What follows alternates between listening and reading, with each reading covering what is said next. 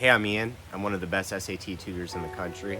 But one thing I want to talk about is something that's been my SAT, solving chronic inflammation. In that fight, it's been so challenging where I've been going from doctor to doctor looking for an answer to my problems. And in that sense, I feel like I share a lot of commonalities with students who are looking for the right tutor who can actually make the difference for them, actually help them to learn, and not just learn, but perform when it counts, which involves some learning about yourself.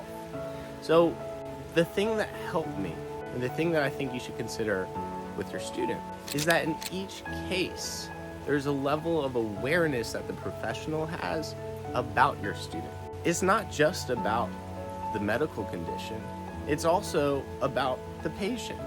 In the case of an SAT tutor, anybody who actually knows their stuff really knows that the real complication in getting a student to their goal on the test has little to do with the test. We got that part of it's easy for us.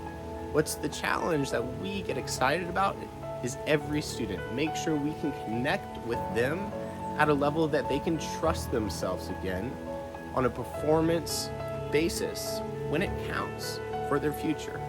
Knowing that they deserve it, knowing that they should be treating themselves like the star player that they are, not a role player who's worried about university in terms of telling them whether they're good enough or not, but instead recognizing every single opportunity to put themselves in a better position, to adopt skills that make life easier, increase opportunities in the future, and honestly, make you happier. Because you know what? At the end of the day, humans are natural learners. Neuroplasticity has been shown when you learn something new to also solve emotional problems. And more than ever, students need to get out of the mental slump that they are in post-COVID, and no better than a tutor who knows your student like the back of their hand to bring them back to the learners they've always been.